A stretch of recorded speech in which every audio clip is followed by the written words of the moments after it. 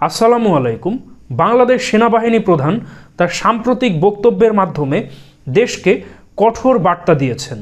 সেনাপ্রধান জেনারেল ওয়াকারুজ্জামান ঢাকা সেনানিবাসের army multipurpose কমপ্লেক্সে মুক্তিযোদ্ধা সেনা সদস্যদের সংবর্ধনা এবং সেনাবাহিনীর শান্তিকালীন পদক বিতরণ অনুষ্ঠানে তার বক্তব্যের মাধ্যমে দেশকে কঠোর একটি বার্তা দিলেন।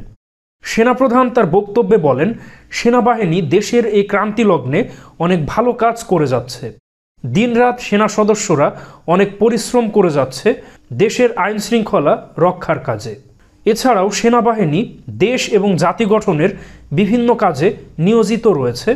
এছাড়াও সেনাবাহিনী দেশের বাহিরেও ইউএন মিশনে বিশ্ব শান্তি রক্ষায় সেনাবাহিনী কাজ করে যাচ্ছে।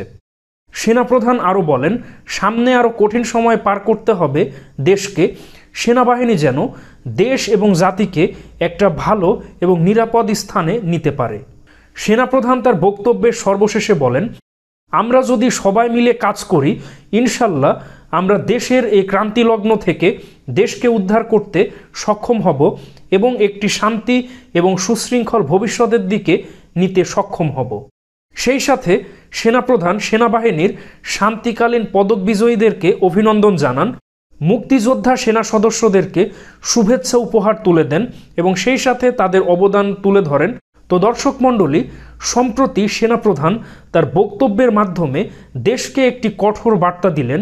এই বিষয়ে আপনাদের কি অভিমত অবশ্যই কমেন্টে জানান।